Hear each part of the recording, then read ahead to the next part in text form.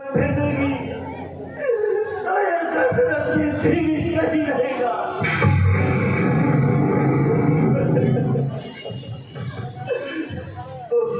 और नीच बुद्धि वाली औरत महिवर से हमें पिघाती है। जो सत्य हमारा जीवन है तो उससे हमें पिघाती है। हम सूर्यवंश के महलों में शादी वाला लेंगे, सुनती है प्राणों को दे देंगे और वचन न जाने देंगे।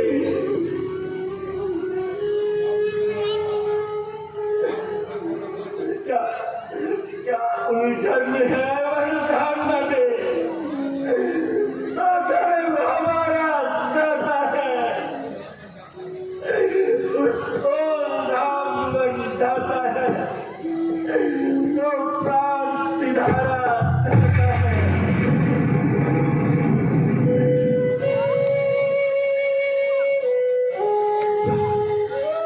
बस अब कर्तव्य तराजू में दशरथ का जीवन डूबता है।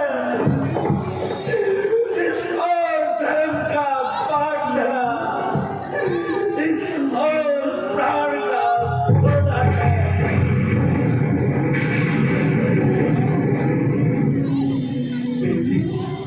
बेटे के प्राण दूर हो जा। दशरथ इस समय धर्म पर है। पलायन हो तुरंत, मेरा उद्धार धर्म पर है।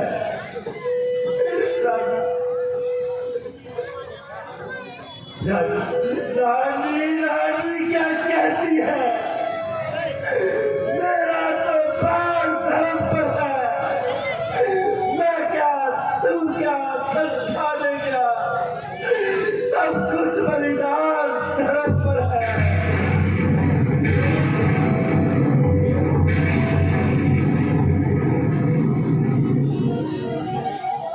महाराज, आप क्यों ही मगज खपा रही हैं? मैं अपने वचन से पीछे हटने वाली नहीं हूँ। मैं तो आज ही राम को वनों में जाता देखना चाहती हूँ। मैं तुमसे हरिश्चंद्र जैसा मरघट्टावास में मांग रही हूँ। मैं कोई शिव दधीची जैसा दिया मास में मांग रही हूँ। मैं मांग रही अपना वर, जो देना तुम्हें मुनासिब है। तुम हरिश्चंद्र के कुल से हो तो दे दो, यही वाजिब है। महाराज, राम यदि इतना ही प्यारा है तो उसकी शपथ लेकर मुझे वचन देने की क्या आवश्यकता थी? बड़े उदारदानी होकर किस बल पर आपने कहा था मांग मांग के गई मांग, जो चाहती है वही दूंगा।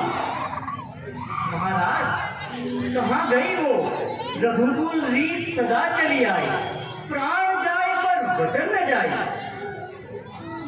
यही कहा था ना आपने? ओ जानी, कुलघातनी, तू कम से कम इस प्रकार प्राणों के भार तो मत मार।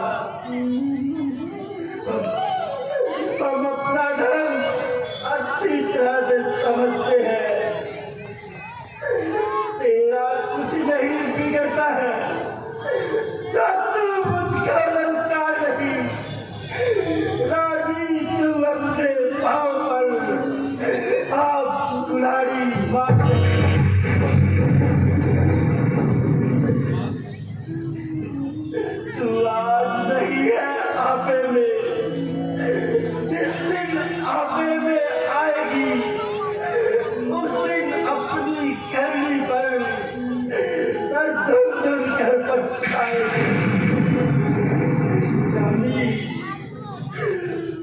रागी रागी आंचल पसार कर जाने वरदान भी ले, राम को तू वरदान भी दे और मेरे प्राण भी दे।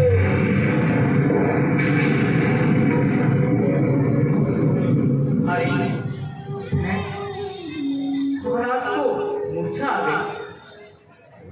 अरे कोई है जो राम को बुलाए।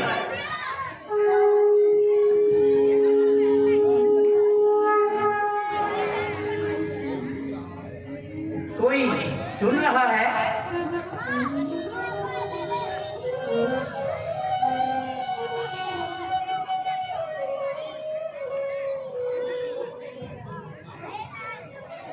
और राम को बुला रहा है।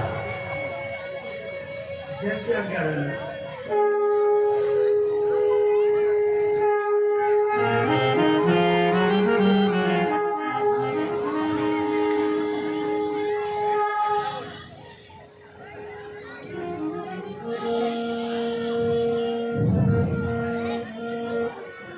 माता जी प्रणाम। जीते रहो बेटा, खुश रहो। है ये पिताजी को क्या हुआ? पिताजी प्रणाम। उठो पिताश्री, आओ पिताश्री।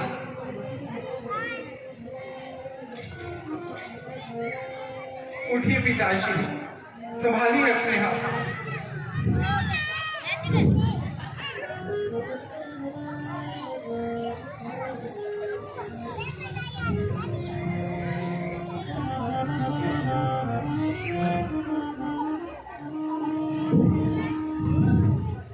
माता जी,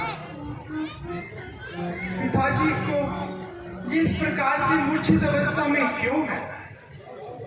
क्या हुआ ये? क्या सेवक से कोई अपराध हो गया? राम, तुम पूछ ही रहे हो तो बताती हूँ। किसी समय से मैंने महाराज से दोबर लेने थे, तो समय देखकर मैंने उन्हें मांग लिया। अगर वो मेरे दोबर मांगते हैं तो पुत्र मोह रास्ते में अड़ता है, यदि नहीं मानते तो धर्म संकट। माँ, वो दोबर क्या थे? बेटा, पहले वर्ष में मैंने भरत के लिए राज तिलक मांगा है, और दूसरे वर में तुम्हारे लिए 14 वर्षों का वनवास। से सुनकर महाराज दशरथ पुत्र मोह में ऐसी अवस्था में आ गई। तुम तो जानते हो बेटा, तुमसे महाराज को कितना स्नेह है। बस माता जी, केवल इतनी सी बात। मैं पिताजी की आज्ञा का पालन करता हूँ। ये तो मेरे लिए बड़े सौभाग्य की बात है।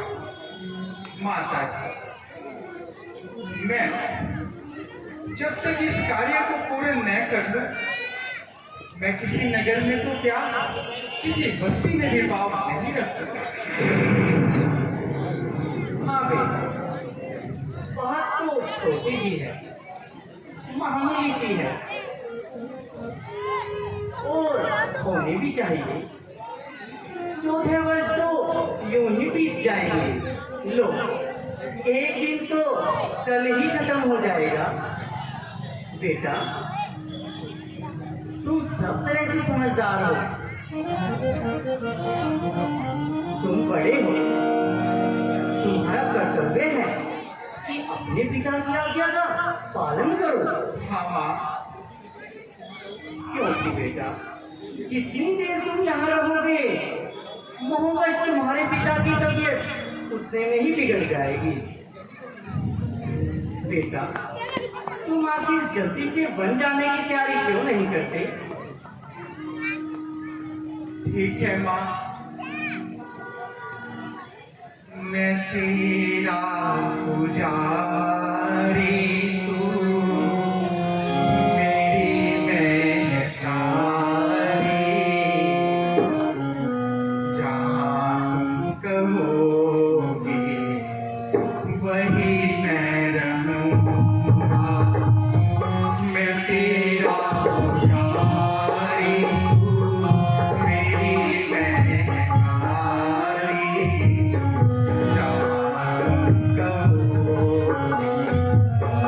वही मैं रहूँगा।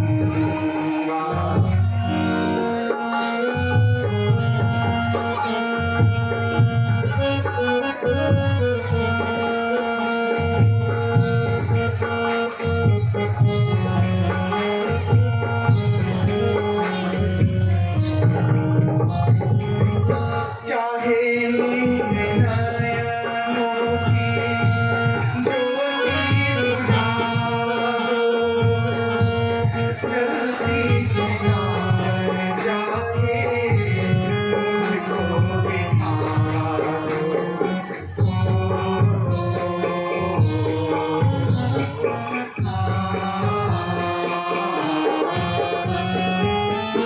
चाहे मेरे नयनों की ज्योति बुझा दो, जल्दी चितार जाए मुझको बिठा दो। मैं सौगंध तेरी मैं जलता रहूँगा। मैं सौगंध तेरी मैं जलता रहूँगा।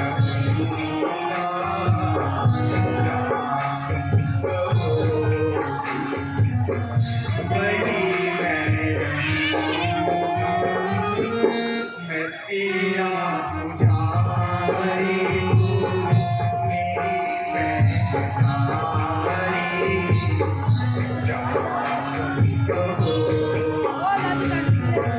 वही मैं रहूँगा।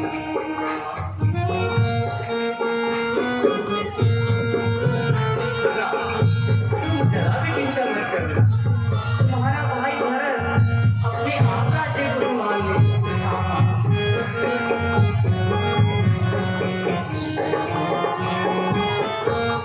ये माँ से हटिया